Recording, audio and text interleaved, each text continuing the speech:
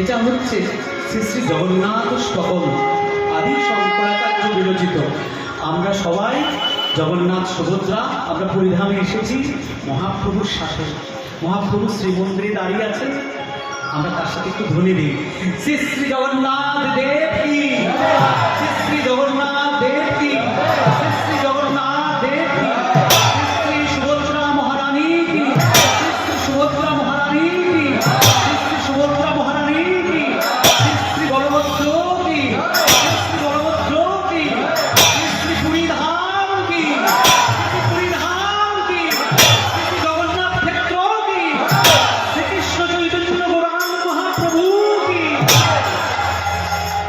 এবারে প্রভু দাঁড়িয়ে আছেন, প্রভু দেখছেন, নয়ন দিয়ে তাকাচ্ছেন, ধারা বলছে নয়ন দিয়ে, প্রভু নয়ন দিয়ে ধারা বলছে। প্রভু কি দেখছেন?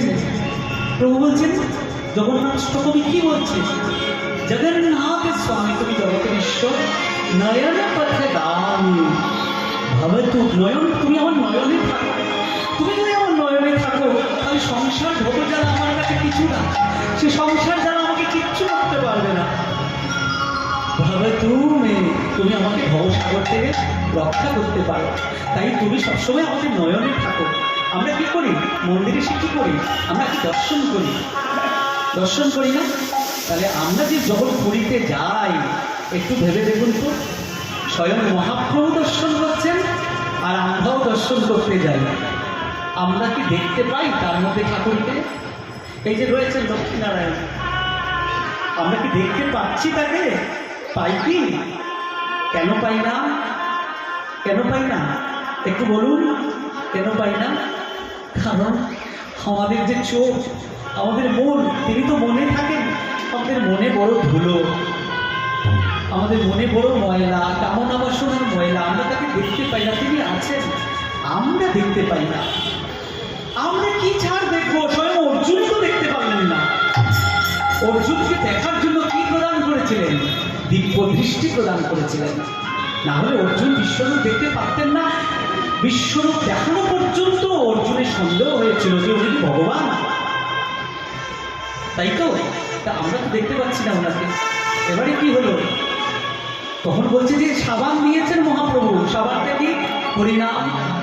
হরিনাম রুচি, হরিনাম আসক্তি, হরিনাম শ্রবণ। সেটাই তো সাবানের কাজ করবে মনে। মনে তার প্রতি প্রেম তৈরি করবে। আর সাবানের সঙ্গে জলটা কি? জলটা হচ্ছে চোখের জল। মুখে হরিনাম, হাত চোখের জল। ঘরের কোনায় বসে একদম মন দিয়ে তাকে ডাকুন, দেখুন সে দেখতে পাচ্ছেন, আপনার চোখের সামনে সে দাঁড়িয়ে আছে। আমাদের আয়নাটা ধুলোয় পরিপূর্ণ। আর তিনি কি বলছেন?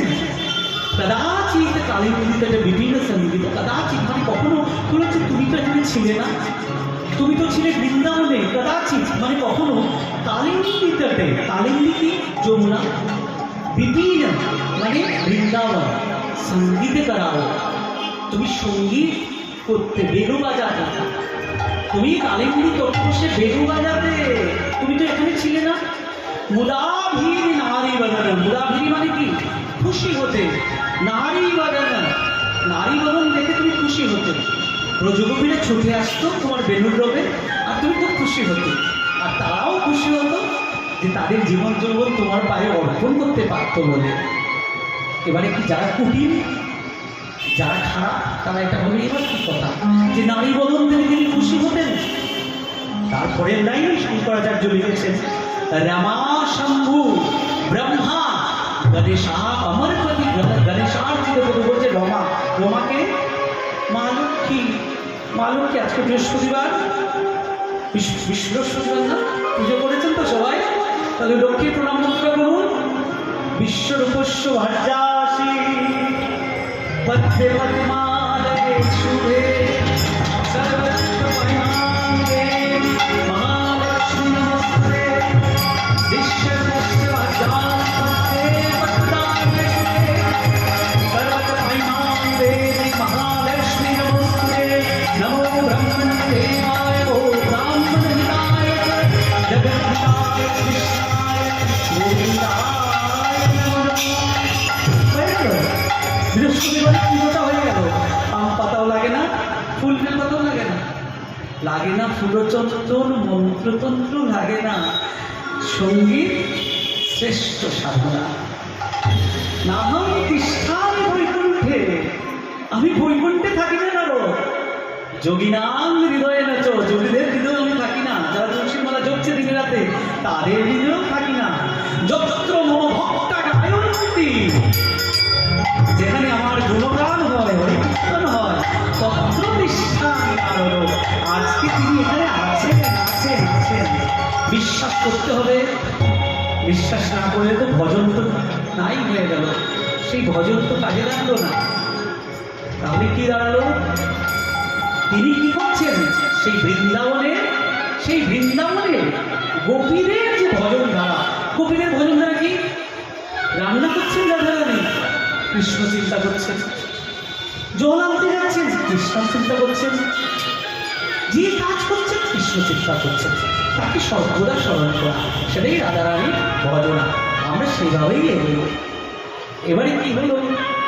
তিনি বলছেন রাসমণ্ডলে কি হয়েছে? যখন ব্রজগোপীরা যেত তখন তিনি বলছেন, তোমাদের তো প্রতিধর্ম